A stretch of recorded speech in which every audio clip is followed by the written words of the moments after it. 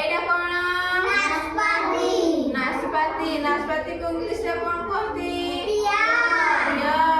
ଏଇଟା କଣ? ତରଭୁଜ କୁ ଇଂଲିଶ ରେ କଣ କୁହନ୍ତି? ୱାଟରମିଲନ। ଏଇଟା କଣ? ପଣସ କୁ ଇଂଲିଶ ରେ କଣ କୁହନ୍ତି? ଜ୍ୟାକଫ୍ରୁଟ। ଏଇଟା କଣ? ନଡ଼ିଆ କୁ ଇଂଲିଶ ରେ କଣ କୁହନ୍ତି? କୋକୋନଟ। ଏଇଟା କଣ? ଚେରି କୁ ଇଂଲିଶ ରେ କଣ କୁହନ୍ତି? ଚେରି। ହେଲା ହଉ ଠିକ ଅଛି।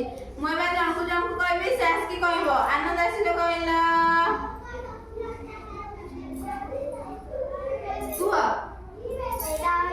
ଆମ୍ବ, ସେଉ, କଦଳୀ, ନଡ଼ିଆ, କଦଳୀ। ଏଇଟା ଡାଳିମ୍ବ।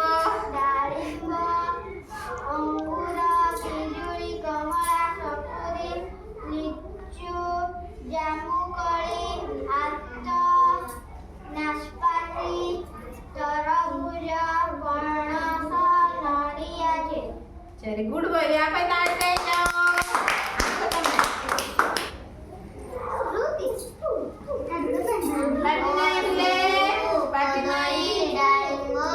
ଅଙ୍ଗୁର, ପିଜୁଳି, କମଳା, ସପୁରୀ, ଲିଚୁ, ଜାମୁକୋଳି, ଆତ, ନାଶପାତି, ତରଭୁଜ, ପଣସ, ନଡ଼ିଆ, ଚେରି। ଚେରି। ଗୁଡ ଗାର୍ଲ। ତାଳି ଦେଇଯାଅ। ଆମ୍ବ,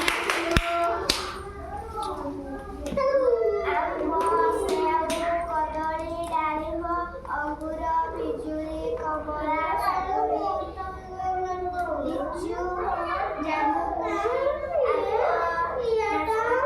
ପାଟି ନାହିଁ। ପଣସ, ନଡ଼ିଆ, ଚେରି। ଗୁଡ ଗାର୍ଲ। ଏବେ ତାଳି